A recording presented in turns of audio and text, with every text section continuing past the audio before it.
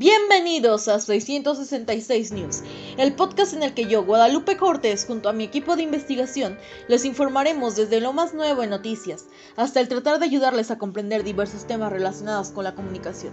Les damos la bienvenida, como siempre me acompaña a mi diestra Laura Alejandra, en compañía de Carolina García, mientras que a mi siniestra se encuentra Alex Hernández. ¿Cómo se encuentra en el día de hoy? Bien, me da mucho gusto volver a encontrarnos. Muy bien, en esta nuestra segunda emisión vamos a hablar de temas relacionados a la sociedad.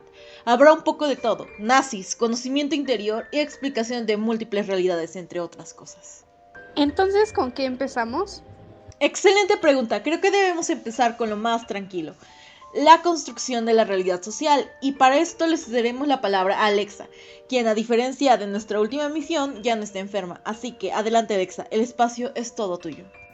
Efectivamente, me siento mucho mejor, así que gracias y comenzaré con el hecho de que esta teoría tiene sus orígenes en el construccionalismo y es obra de dos grandes pensadores, Peter Berger y Thomas Luckmann, en 1960, los cuales planteaban que el mundo era compartido por la sociedad, pero a pesar de que todos compartimos la misma realidad, cada uno tiene su propia versión de esta, creando así un mundo intersubjetivo. Con esto se refería a que, por ejemplo, hoy todas nosotras estamos en la realidad en la que grabamos este podcast, pero por ejemplo, yo hoy estoy pensando en qué voy a hacer en un rato, Laura está pensando en qué va a postar en unos minutos, Lupita piensa en qué va a editar y ese tipo de cosas, por lo que a pesar de estar en una misma realidad, es diferente para todas nosotras. ¿Acaso estás leyendo mi mente? Porque justo en eso estaba pensando, pero creo que entendí el tema. Bueno, veo que Laura quiere opinar, así que adelante Laura. Solo quiero complementar lo que dijo Alexa, pues en este mundo o realidad hay algo más que compartimos o deberíamos compartir todos, y es el sentido común. Aunque Peter L. Berger y Thomas Luckmann sugerían que era más apropiado llamarlo sentido comunitario, ya que se construye en sociedad. Esto se refiere a que si hoy vemos a una persona golpear a un niño en la calle, el sentido común debe decirnos que eso es malo, porque el niño es más débil. Pero esto es porque según la visión colectiva así debe ser. Este sentido se adapta a la sociedad, pues es su creación, porque eso de golpear a niños era normal en décadas pasadas, y ahora es mal visto. Pero no porque todos lo crean significa que sea un buen sentido, ya que el hombre solo podría estar reprendiendo a su hijo y ya todo el mundo lo está juzgando. Así, esto también juega a la inversa, pues puede ser algo que todos crean bueno cuando no lo es. Igual, puede que no todos compartamos ese mismo sentido común, por completo, pero como dice Laura, estos pensadores lo denominaban sentido comunitario porque se forja en comunidad y se espera que todos lo sigamos. Ahora me gustaría retomar lo que estaba diciendo de la realidad, pues estos hombres plantearon la existencia de varias realidades. La primera es la realidad suprema, pues es la que predomina. Por ejemplo, repito, nuestra realidad suprema es nosotras hablando en este mismo momento. Después siguen las realidades alternas, como el mundo de la ficción, mientras nosotras estamos en esta realidad. Podría ser que Caro se aburra y se duerma. Su sueño sería la realidad de la ficción, pues no está ocurriendo aquí directamente y debemos aprender a separar la realidad de la ficción. Otros tipos de realidad son objetiva. La nuestra sería que hace mucho calor, pero ninguna puede negar eso. Es tal cual lo que estamos viviendo ahora. Después sigue la realidad subjetiva. Aquí podría entrar el team frío y los team calor, pues la realidad de unos puede ser que estén disfrutando del sol, mientras que otros estamos diciendo que llueva o haga más frío. Pensé que cuando ibas a hablar de realidades alternas te ibas a volver Doctor Strange, ni modo, pero entiendo más. Entonces, en este momento, aunque estamos en una realidad, varias pueden coexistir al mismo tiempo. Así es, además el sentido de la realidad se da cuando interactuamos con otros a través del lenguaje verbal o no verbal, que nos ayudan al momento de crear tipificaciones, que nos permiten dar sentido a las relaciones con otros, y con esto me refiero a las etiquetas, modelos o estereotipos, como quieras llamarles. Son estas ideas que nos hacemos en la cabeza de ciertas personas. Por ejemplo, la suegra. Seguramente a más de uno escucha esa palabra y tiembla. Y esto se debe a que ya tenemos una idea mental de esta persona antes de siquiera conocerla. Dijiste suegra y se me vinieron recuerdos de Vietnam a la memoria. Y un meme que decía que con las suegras hay de dos, o estás en el cielo o estás en el infierno, no hay punto medio. Y es un ejemplo de lo que tú dices. Según nuestra concepción de la realidad y recuerdos pasados o experiencias vividas, creamos esta etiqueta mental. Sí, en efecto. Y ahora voy a explicarles lo que estos pensadores decían llamar comportamientos de receta, que son como una serie de pasos que seguimos en situaciones específicas. Como por ejemplo, cuando vas a pedir un trabajo, sabes que debes ir formal y hablar correctamente, además de mostrar seguridad. Esto es algo que no todos hacen de forma cotidiana. Yo, por ejemplo, puedo estar en pijama en mi casa en mis días libres, pero para ir a pedir empleo tengo que usar un traje elegante y me trataré de portar bien. Me imagino que se les llama de receta porque sabes que debes seguir ciertos pasos para salir bien librado, ¿o no? Después de explicarte lo que es la realidad y demás, te hablaré de estos señores que planteaban 3 cosas importantes: la habituación, la institucionalización y la legitimización. La primera es un acto en donde se puede hacer muy seguido. Después alguien lo hace oficial con la institucionalización y al final alguien confirma que es correcto y propio para hacer esta acción dándole alguna importancia. No sé por qué, pero eso me sonó como el Día de Muertos. En épocas antiguas, el venerar a los muertos era algo que se realizaba con frecuencia. Y después la iglesia lo institucionalizó, con modificaciones como una festividad, y ahora es algo legítimo de México, es algo propio de nuestra nación. Y respecto a lo del lenguaje, ellos lo clasificaron en 3 niveles. El primero es de forma pacífica, el segundo es de cuestionamiento y el tercero es la imposición. Con esto se referían a que, por ejemplo, que hoy llegara diciéndole a Alexa que me habría gustado que nos ayude con su audio porque se escuchaba mal.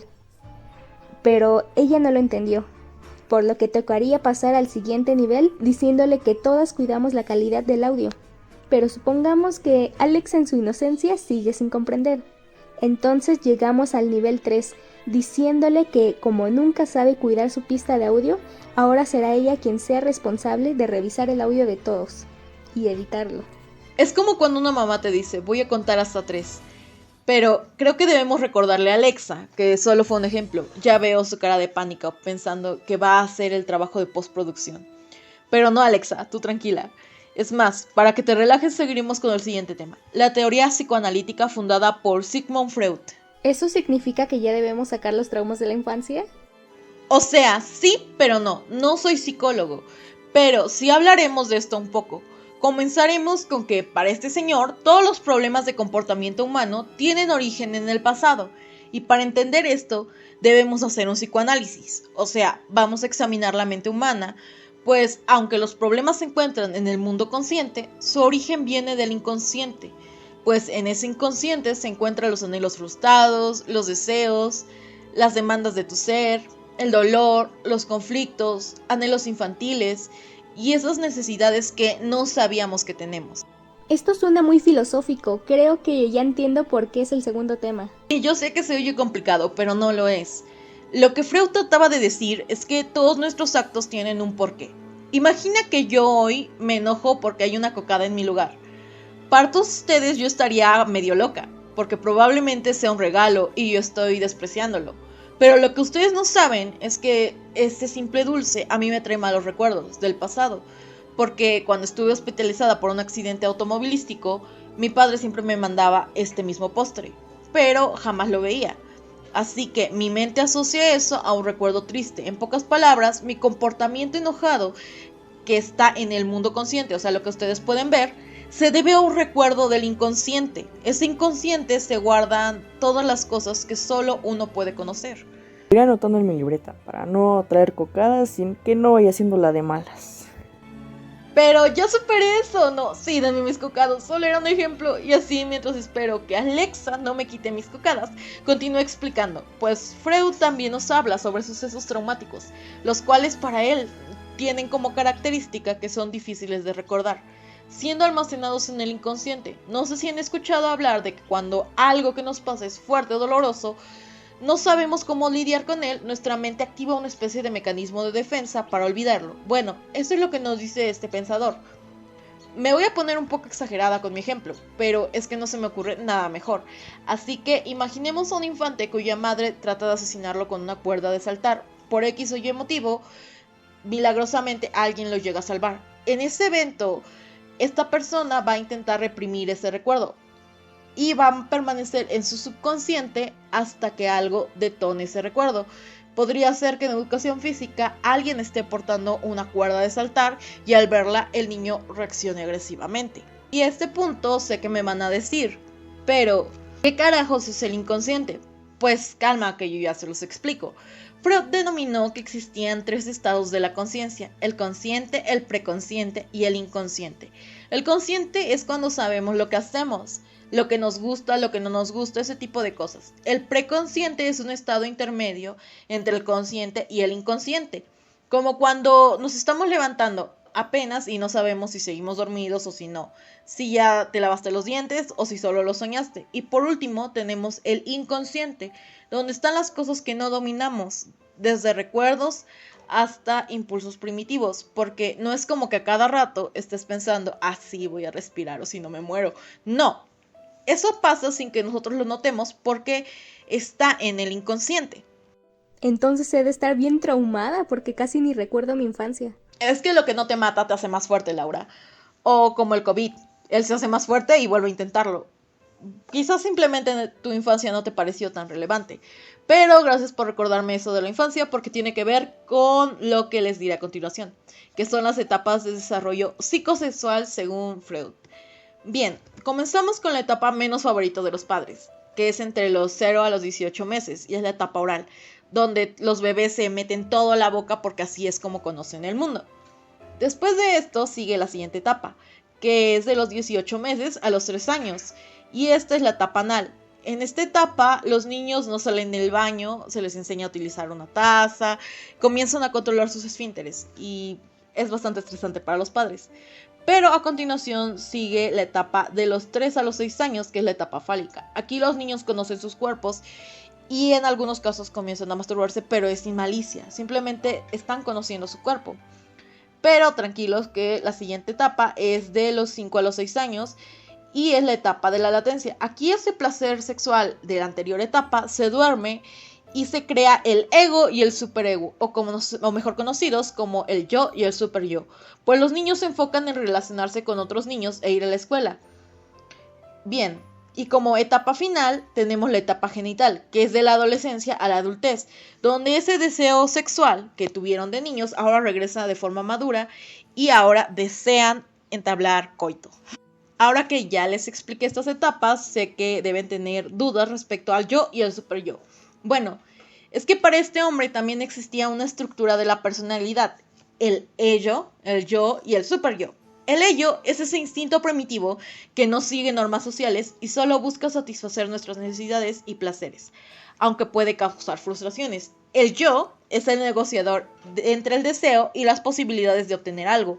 Se adapta a lo que tiene y sigue normas sociales. Es un poquito más reflexivo.